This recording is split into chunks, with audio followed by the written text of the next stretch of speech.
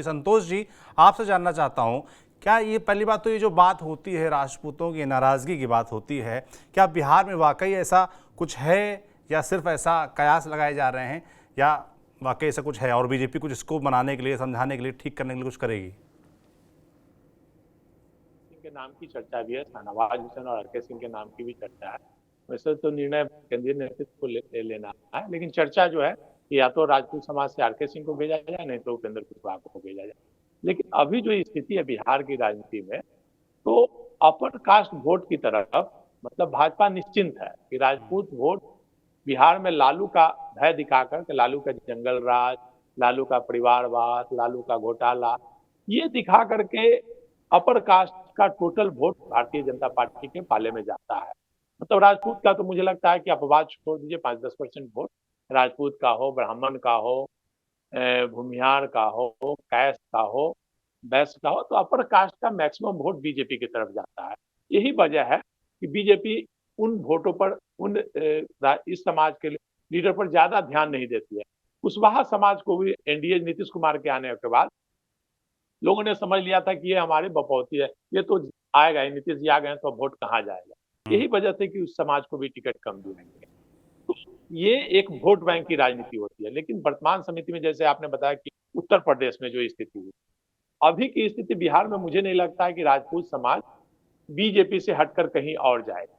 BJP तो राजपूत समाज हो, भूमिहार हो, ब्राह्मण हो, ये बीजेपी से अभी नहीं, जब तक लालू परिवार जीवित है, लालू परिवार की राजनीति चलती रहेगी, तब तक वो वोट मास वोट बीजेपी की तरफ ही जाएगा। और आप देख रहे होंगे प्रधानमंत्री भी जब भी बिहार आते हैं भाषण, तो अपने डेवलपमेंट की बात नहीं करके लालू के जंगल राज की, चाहे नीतीश कुमार हो, दोनों आदमी लालू के जंगल राज की 20 साल पुरानी बातें ही दोहराते हैं। कि इस बात पे कि वोटर मोबिलाइज होते हैं, जो एंटी वोटर हैं, जो बीजेपी के वोटर हैं, वो मोबिलाइज हो जाते हैं। आप देख रहे होंगे कि भाषण में बोला जाता था पहले शाम में महिलाएं नहीं निकलती थी, शाम के बाद मतलब लोग घर से नहीं निकलते थे, जंगल राज था, घोटालों का राज था, अपराधियों का दबदबा था। ये भय दिखाकर वोट लिया जाता है। तो और ये वोट एकजुट होकर के भाजपा के पक्ष में आप देख रहे होंगे कि बिहार में कहीं भी अपर कास्ट का वोट रहा होगा।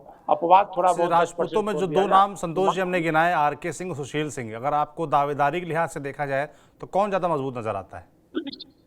ये आरके सिंह की दावेदारी ज्यादा मजबूत है। आरके सिंह की, चूंकि बहुत ही आरके सिंह तो मतलब श्योर सीट जीत माना जाता था बिहार में। इतना अच्छा उन्होंने काम किया है आरा में, आरा ही नहीं बिहार के लिए भी बहुत अच्छा काम किया है। अगर पटना साहिब और आरा से बोला जाता था कि वो हारने का सवाल ही नहीं, लेकिन ऐसा समीकरण एक बैठा पवन सिंह के कारण कि पूरा शाहाबाद गोल हो गया, एक पवन सिंह के। और पवन सिंह के बारे में भी आरोप लगाया जाता है कि भाजपा के लोगों ने ही उपेंद्र कुशवाहा को हराने के लिए उसको खड़ा किया गया। ये आरोप जैसा राजनीतिक चर्चा आम लोगों के बीच है, तो उसका खामियाजा भुगतना। तो मुझे लगता है या तो शाहनवाज हुसैन या आरके सिंह, सुशील सिंह को भी भेजा जा सकता है, लेकिन आरके सिंह की दावेदारी ज्यादा मजबूत लगती है क्योंकि वो मतलब बहुत सीनियर अधिकारी रहे हैं और लगातार भारत सरकार में मंत्री रहे हैं, ईमानदार छवि है और आरा के लिए बहुत अच्छा काम किया है, बिहार के लिए भी उन्होंने बहुत काम किया, तो उनकी दावेदारी ज्यादा मजबूत होती है। बिल्कुल, ये ऐसी चर्चा में है, देखना है कि किसे भेजती है भारतीय जनता पार्टी।